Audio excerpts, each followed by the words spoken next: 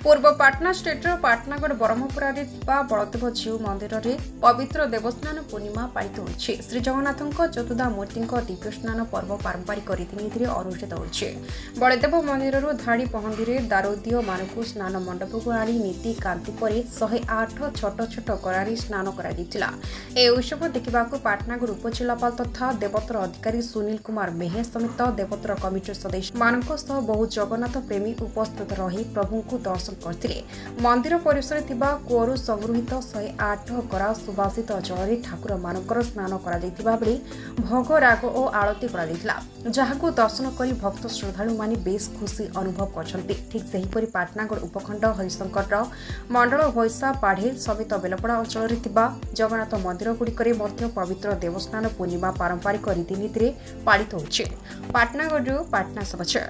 आज हूँ ज्येष्ठ पूर्णिमा भगवान को स्नान यात्रा।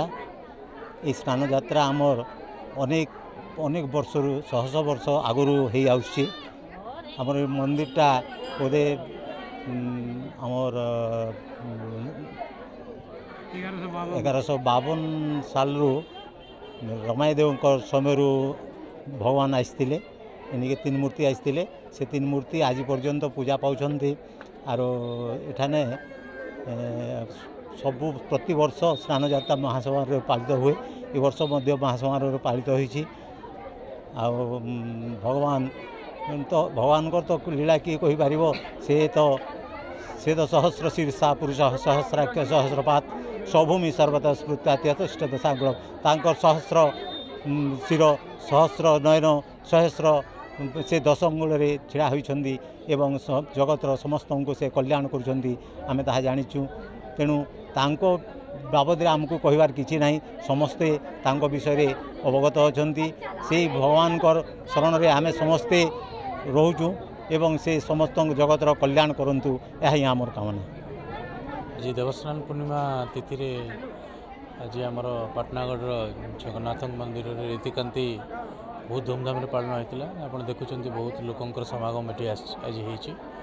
तो ठीक समय आज 3 ठाकुर को आज बाहर को अणाई से आज स्नान कराई।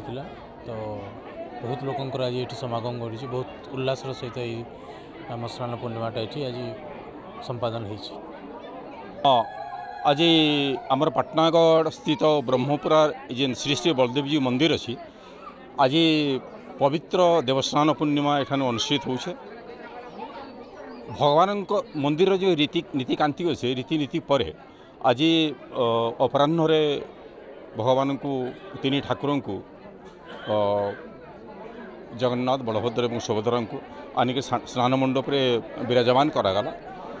ये जेन कार्यक्रम एठाने होइछे हमर पाटनागढ़ जितकी सेवायत सन ब्रह्मपुरा जितकी सेवायत सन से प्राय आज सकाल से इतने तत्परता प्रकाश करथिले एवं यथा समय कार्य केन्द्र संपादन होगा से जतपुर नाती चेष्टा करथिले। आपण माने देखुछन अनेक भक्त समागम भितर ये कार्यक्रम एठाने अनुष्ठित होइछे। स्नान पूर्णिमा एठाने हला। स्नान पूर्णिमा रे जेन मुख्य उद्देश्य होचे भगवान जो दिव्य स्नान ये कार्यक्रम जेनटा कि पुरी श्रीमंदिर गजपति महाराज करसन।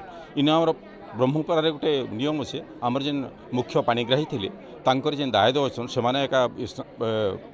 भगवान को पवित्र स्थान मुख्य भूमिका ग्रहण करसन। एवं आमर जो पाटनागढ़ जेन ब्राह्मण समाज अच्छन जेन विज्ञ पंडित गण अच्छन जेन माने देवोत्तर विभाग सभ्य अच्छन समस्त सहयोग आज कार्यक्रम बहुत सुंदर भाव में श्रृंखलित भाव में संपादित होइछे।